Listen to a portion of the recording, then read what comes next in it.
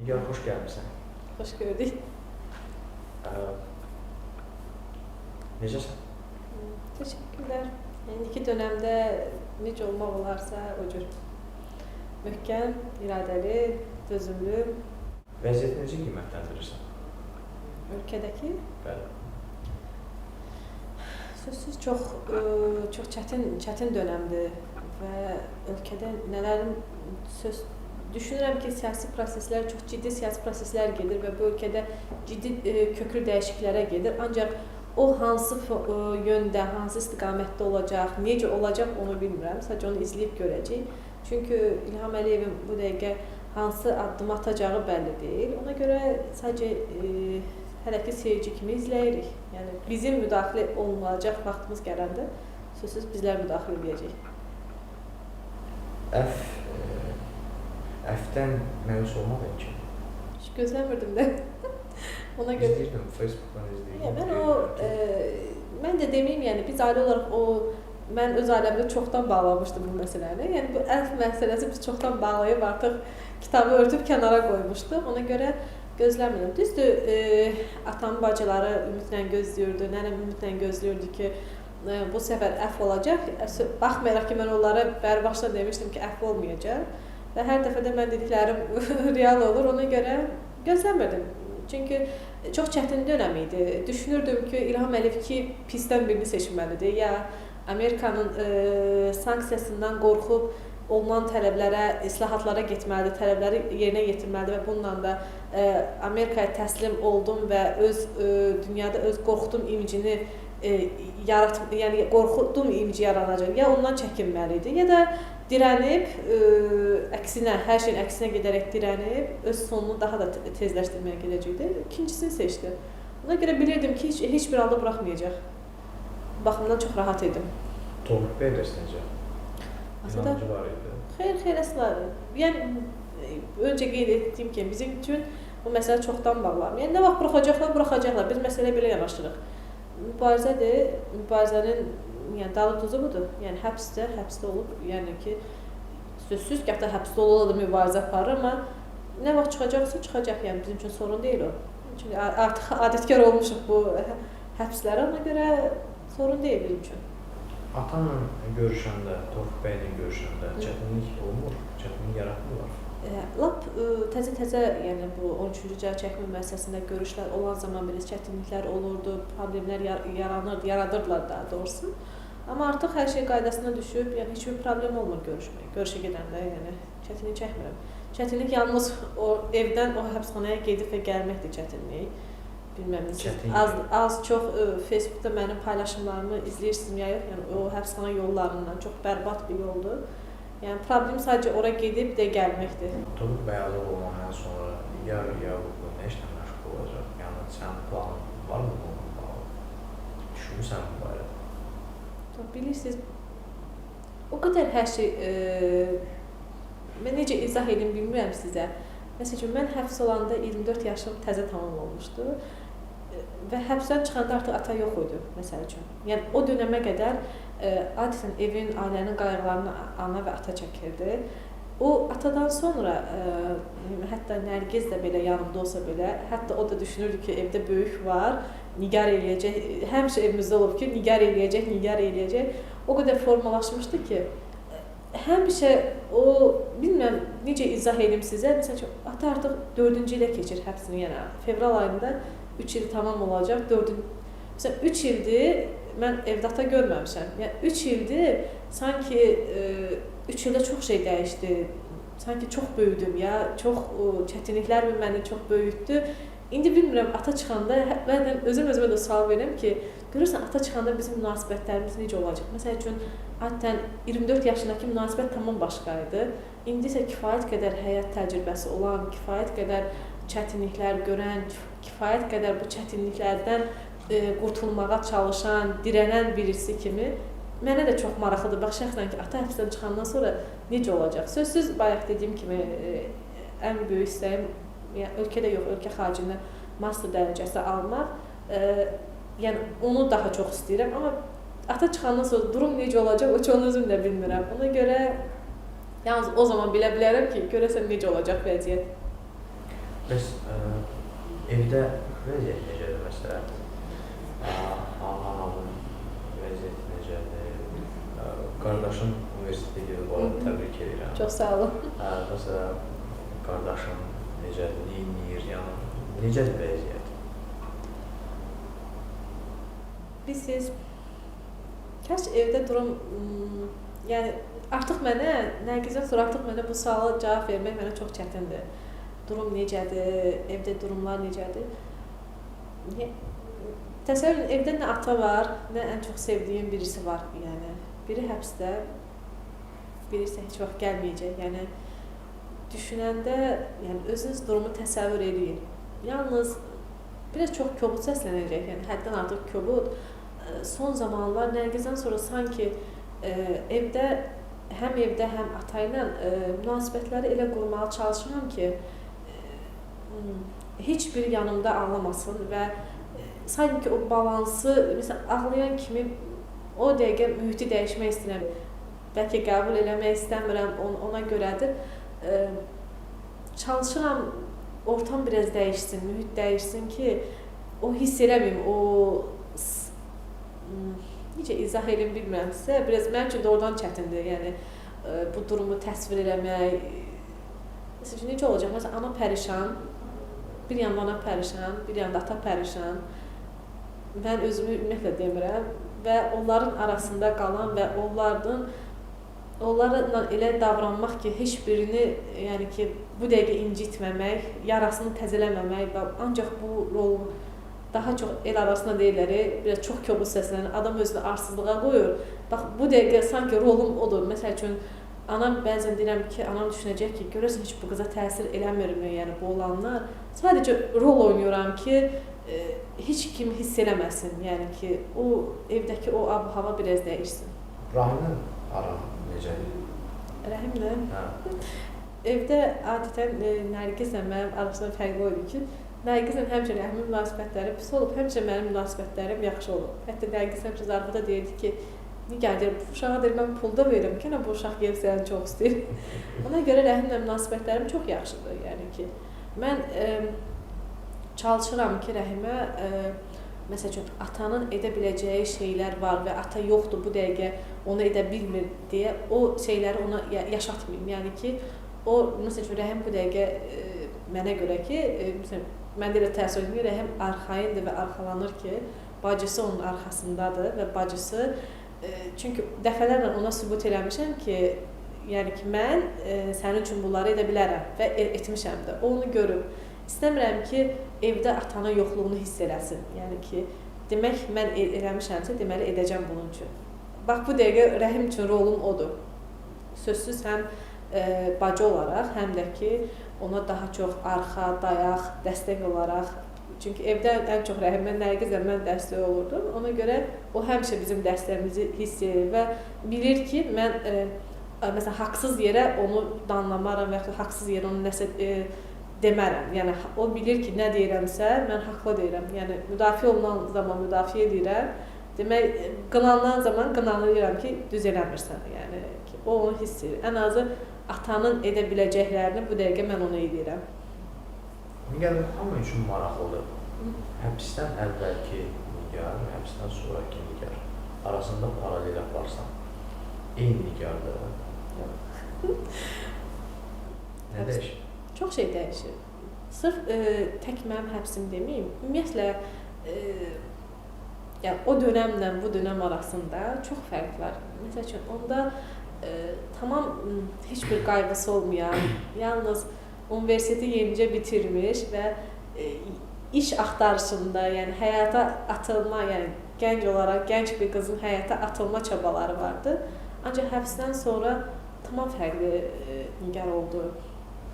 Bilirsiniz necə? Məsəl üçün, adətən həbsxananı görməyən adamlar, yəni həbsxananın nə olduğunu bilməzlər. Yəni, məsəl üçün, mən dediklərimi ancaq həbsdə olan biriləri başa düşər ki, həbsxana nə deməkdir? Həbsxanada, məsəl üçün, həbsxana mənim üçün dözümlülüyün sınağı idi. Yəni ki, heç vaxt məsəl üçün, həbsxanada olanda düşünmürdüm ki, yəni deyirəm ki, sana bu niyə problemi? Həbsxanada, yəni ki, müəyyən dönəm həbsdə olursan, sonra da çıxırsan da. Yəni həmişə özümü o ruhda kökləmişdim ki, bunun ölümü yoxdur ki, ucunda ölümü yoxdur ki, yəni 5 il, 6 il, yəni müəyyən dönəmdə qalacaqsan, çıxacaqsan və o həbsxana dönəmi sözsüz ki, mənim üçün ağırlı, çətin belə gəlmədi.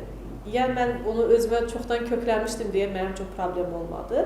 Çünki mən o dönəmi rahat atılıb. Sadəcə o həbsxanada gördüklərim, eşitdiklərim, yəni şahid olduqlarım o kifayət qədər dünya görüşümü, həyata baxışımı çox dəyişdi. İnsanlara yanaşmanı çox dəyişdi. Mən məsəl üçün o zamanlar məsələn həbsdən əvvəl çox saf idim. Məsələn belə deyək. Hətta həbsxanada deyəndə ki, filan kəs nəyə göz tutulub, hətta yazıqlayırdım ki, ay yazıq, günahsız yerə tutulub falan. Amma müəyyən dönəmdən sonra görürdün ki, əsl cinayətkar elə özüymüş. Yəni onun, yəni çox şeylər görürsən. Hər təbəqədən insan görürsən. Sanki bir anda bir mühitə düşmüsən. Hər təbəqədən bir adam var, hər işlə məşğul olan bir adam var və hər kəsin iç üzünü bir anda görürsən. Ona görə bəzən düşünürəm ki, bəlkə məsəl üçün 50-60 yaşında bir insanın görəcəklərini mən bu son 3 ildə gördüm. Ona görə təməl olaraq dəyişim desək, bunu necə ifadə edərsən? Yəni sadəcə insanları tanımaqda, yoxsa həm də biraz daha çox olğunlaşmış və mənən daha çox yaşlı birisi. Belə deyək. yaşlandığını düşünürsən? Mənən yaşlandım. Zahirən də hiss edirəm, yaşlanıram, amma belə deyil. deyil, yəni mən hiss edirəm. Bilmirəm, o yaşadığım o acının mı təsirindəndir? Hətta heç o həbsxana dönəmim belə məni o qədər yaşlandırmamışdı, nəinki o yaşadığım acı. Bilirsiniz necə, adam məsəl üçün götürək, məsələn, mən yaşlı başqa birisini, onun düşündükləri mənim üçün məsəl üçün çox primitiv gələr. Deyirəm ki, məsəl üçün mən həyata necə baxıram, o həyata necə baxır. Və deyirəm ki, məsəl üçün bəxtəvərin heç bir qayğısı yoxdur belə. Hətta ki, onu özü üçün böyük problem və qayğı hesab edir. Mənim üçün məsəl üçün o qayğı deyil də. Hətta deyirəm ki, yəni müqayisə aparanda belə düşünürəm ki, yox, mən ən azı bir 50-60 yaşındakı bir insan qədər yəni onun düşündüklərini elə biləm düşünürəm. Ruhən qocalmışam mı deyim və belə bir şeylər hiss edirəm. Yorulursan buna görə? Mən sizə deyim, yorulmuram. Adətən özümü onda kökləyirəm ki, gücüm var, deməli eləməlisən. Yəni hiss edirəm o gücü. Hətta ən yorğun halımda belə deyirəm ki, eyb yox da, məsəl üçün səhərsi gün yaxşı olacaq da, yəni müvəqqəti çətinlikdir. Ona görə hələ ki gücümün tükəndiyini hesab eləmirəm. Yəni gücüm var, onu hiss edirəm. Və hətta o məsəl üçün əziyyətimin müqabilində yaxşı bir şey alınanda belə o bütün yorğunluğumu unuduram və düşünürəm ki, hələ məsələn bundan da yaxşısını eləmək olardı. Yəni gücüm var idi, məsələn bundan da yaxşısını eləyə bilərdim. Yəni ərinməsəm başqa cür eləmək olardı. Yəni o baxımdan hələ ki yəni sorun yaşamıram. Paylaşmağı sevirsən? Baxır nəyi? Nəyi paylaşmağı sevirsən onda? Məsəl üçün adətən özəl həyatı paylaşmağı sevmirəm. Nə mənada da, yəni ki, şəxsi olan bir şeyləri, hətta məsəl üçün başqasının belə öz şəxsi həyatını tanımadığım bir insan yanına bölüşməsini belə sevmirəm ki, yəni özəl və şəxsidirsə bu səndə qalmalıdır. Düşün, bu kənara çıxmamalıdır, bu sənin özünün olmalıdır. Amma yəni başqa bir şey, yəni çox şeyi paylaşıram. Sadəcə özəl həyat paylaşmağı sevmirəm, o qədər. Son sözünü dinləmişdim. Yadıma gəl, son sözünü məhkəmədə son sözünü dinləmişdim. Hətta o mənə uşaqcasına gəlir artıq. Mən bir neçə dəfə dinləmişdim. Yadıma gəl, bir neçə dəfə. Çox sentimental idi, ona görə bəyənmirəm onu. O zaman bilirəm ki, orada sənin üçün çətin.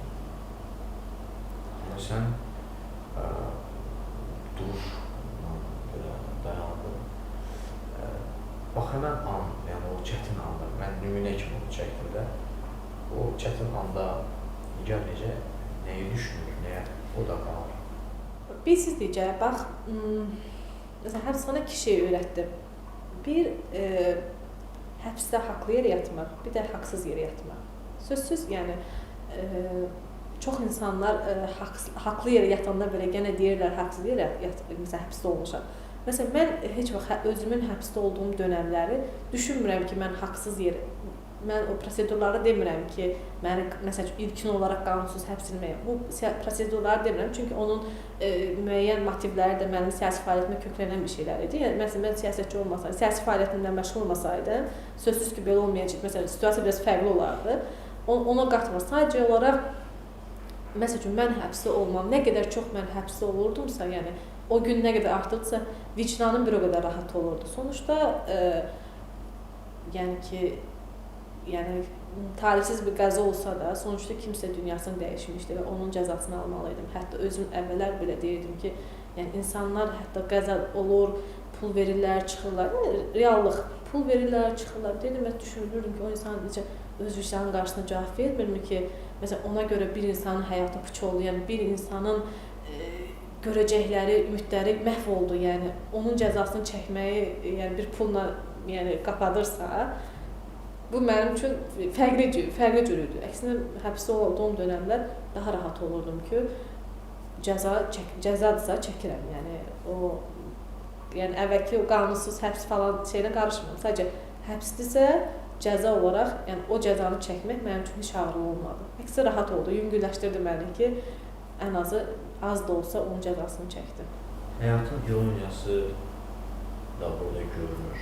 Məsələn, nümunə kimi çəksək, Tofiq bəy həbs olunur, sən azadlığa çıxırsan. Yəni bir-birinizi azadlıqda əvəzləyirsiniz. Səncə bu təsadüfdür? Əvvəllər, məsələn, Rəsulzadənin həyatını oxuyurdum, Mikayıl Müşfiqin, yəni bu repressiya dövrünün qurbanlarının həyatını oxuyurdum. Hətta özüm belə deyirdim ki, görəsən, bəsət onu zarafat olaraq bir şeydə misalda çəkəcəm, həbsxana həyatından. Deyirdim ki, məsələn, öz-özümə düşünürdüm, o da ki, gör başladın, hər an məsələn sənin tutulmaq, ölüm qorxun var və o dönəmdə sən mücadilə aparırsan, dirənirsən. Məsələn, həmin insanlar mənim gözümün qabağında yəni əvəzsiz bir yerləri var. Məsələn, indi də elədir. Məsələn, yəni o dönəmləri düşünəndə deyirdim ki, o insan gör nə qədər mərd və cəsur imiş ki, nə qədər dözümlüymüş ki, bu şeyləri, yəni o qorxunun altında, o məsələn daha trajik bir durumda belə onu eləyə bilirdi. Və onlar mənə deyirdim ki, yaxşı, bəs bizim onlardan məsələn biz niyə onlardan artıq, məsələn, niyə biz eləyə bilməyək?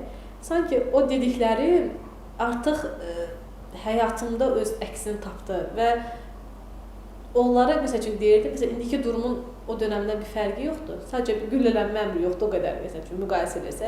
Yəni hər an hamımızın tutulmaq təhlükəsi var, hər an hamımızın hətta öldürülmək təhlükəsi var. Yəni ki, bu təhlükə eyni 37-də necə, indi də eyni durumlar, yəni eyni situasiyadır. Amma məsəl üçün onları gördükcə belə, məsəl üçün indi onları özüm yaşayıram. Deyirəm ki, məsələn düşünürəm ki, demək dözmək olurmuş da, yəni mücadilə etsə dözürsən, haqlısansa dözürsən.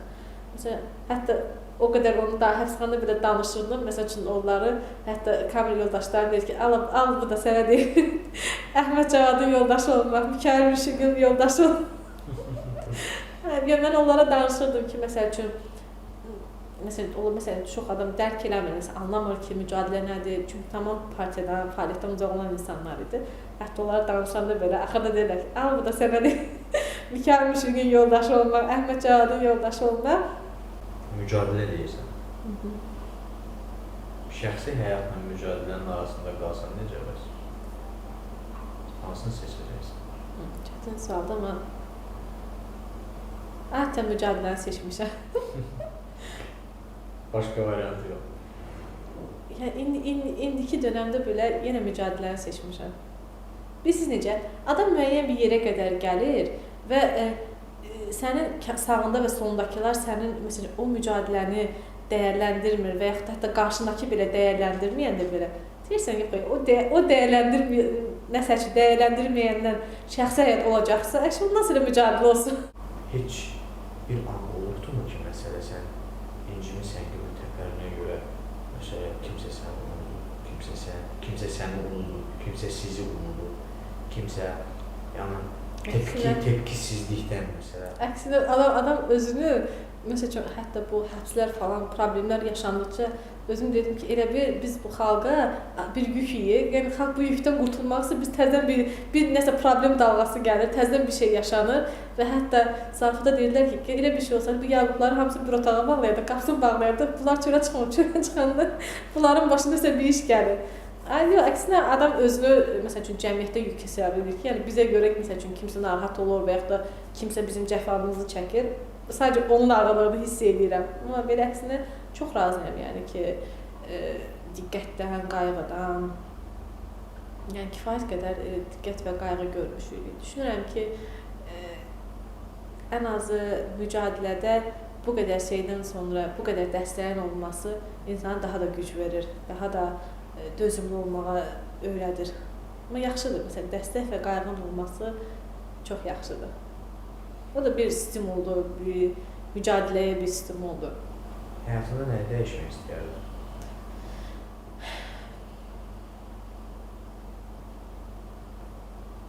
Hər şeyi Nərgizdən əvvəlki dönəmə gətirərdim. Ancaq hər şey o dönəmdə qalardı. Sözsüz mücadilə olardı, hər şey olardı, amma Nərgiz də olardı. Hər şeyi aprel ayından əvvəlki dönəmə qaytarardım. Özün üçün heç nə istəməzdin? Yox, ancaq Nərgiz üçün. Hər şey geri qaytardı, Nərgiz olardı. Çünki onun yoxluğunu çox sevirəm.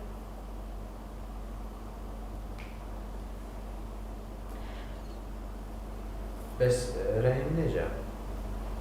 Rəhim universitetdə məsələn necədir? Alışa bilir? Yaxşı da gedir, gəlir. Sıxılmır dərslərdən, nə bilim. Həm adidən şikayətçidir, çox şikayət eləməyi sevir və bilmirəm, ya biz onu elə öyrətmişik. Məsəl üçün, Nərgizlə biz çox çətinlik görmüşük. Körpəlikdən yəni gözümüzü açanda, məsəl üçün, başqa uşaqlarla müqayisə edəndə həmişə onlar bizə fərqli gəlirdi ki, yəni necə yəni adam bu əziyyəti çəkməyib, yəni bizə çatmırdı, o dərk edə bilmirdi onlar. Amma Nərgizlə mən çox mücadilədən öncə, yəni hətta belə çox əziyyətlər görmüşük, çox cəfalar çəkmişik. Yəni bilmirəm, ya biz o cəfaları çox görmüşük deyə Rəhimin o cəfanı görməsini istəməmişik. Bilmirəm nədəndirsə, Rəhimə daha çox, ona daha fərqli həyat olub. Yəni ki, bizim məsəl üçün hər şey müqayisə edəndə Rəhimin indiki durumu, yəni ki, bizlə müqayisədə çox yaxşıdır. Ən azı mən də çalışıram ki, məsəl üçün bizim çəkdiklərimizi Rəhim çəkməsin. Heç olmasa o biraz fərqli şey olsun, amma bilmirəm, ya bu baxımdan düzmü edir, səhv edir. O da adətən ya öyrəşib hər şeyin rahat olmasına. Elə düşünür ki, yox, hər şey rahat olsun, amma sonunda görür ki, yox, bacı dirənir və ki, sən bunu eləməlisən. O zamanlar külahlar dəyişir. Yaxşıdır, yəni ən azı dərsə gedir, gəlir. Hamı deyir, Rəhim necə oxuyur? Deyirəm, onu semestr edə biləcək ki, Rəhim necə oxuyur? Rəhim deyir, nəsə deyir, məndən çoxdur, hamı semestri gözləyir. Bəs növbət dəvə Tofiq ilə nə yapıb görüşəcəksiniz? Gələn həftənin 5-ci günü. Gələn həftə yox, bu həftənin 5-ci günü. Görüşəndə məsələ söhbətiniz, yəni mövzunuzun təməli nə oldu? Bax, limit 3 nəfərdir, görüşə limit. 3 nəfər görüşülür. Sanki görüşdə belə anılır ki, ilk olaraq hamımızla salamlaşır, bütün görüş boyu məndən danışır və çıxanda da məsələn hamımızla da salamlaşır və durum belə olur və kənar gələn ancaq bizim söhbətlərimizə seyirci kimi qalır ki, görən bunlar nə danışır. Yəni daha çox bu məsəl üçün mənim mətbuata çox yaxın olmağım və yaxud da siyasi məsələlərlə bağlı bütün görüşlər mənim üzərimdə qurulur. Nigar bunu eləyəcəksən, Nigar bu filan kəsə bunu de, Nigar onu de, Nigar sən nə elədin, həftə içi siyasi icmal olur, ölkədə nə baş verib, nə olur, Avropada nə təpki var, Amerikada nə təpki var. Ancaq görüşlər bu fonda keçir və atanında bir siyahısı olur. Hətta mən də qələmlə kağız aparım, elə olur A4 vərəqin o yüzlü bu yüzlü olur. Qohumumuz deyir ki, Can deyir, sən deyir, qınayan deyir, necə olsa sən deyir, bir həftə bu necə çatdıracaq? Hə, inansız, ataya hətta görüşə gedirik, ataya deyir, nəsə deyirəm, ata deyirəm, inanmırsan, doğrudan mənim vaxtım yoxdur ki, mən, məsələn, onun işində arxasında gedim, deyirəm, məsəl üçün, məlum oldu ki, onlar 15 gün iplə çəkilmiş ki, 15 günə vaxt gələcək, mən ailədən kimsə görürəm. Mən də deyirəm ki, hətta, bax, bu həftə gəldirəmi, bu həftənin yorğunluğu çıxana kimi, o bu həftəyə görüş gəlir. Başlayırsan, o bu həftədə bu görüşə hazıram. Deyirəm, mən heç hiss eləmirəm ki, vaxt gəlib, necə keçək. Sonra deyirəm, mən də deyir, gözləyirəm ki, bu 15 gündə vaxt gələcək, səni görəcəm. 15 gündə bir dəfədən görüş. Hə, görüş 15 gündə bir dəfədir. Son olaraq, nə demək istəyirsən? Məsələ, bax, mən bilirəm ki, hər kəs bunu səni dinləyəcək, yəni səni izləyəcək. Nə demək istəyərsən? Cəmiyyətə bax, mesaj verirsən, cəmiyyətə nə demək istəyərsən?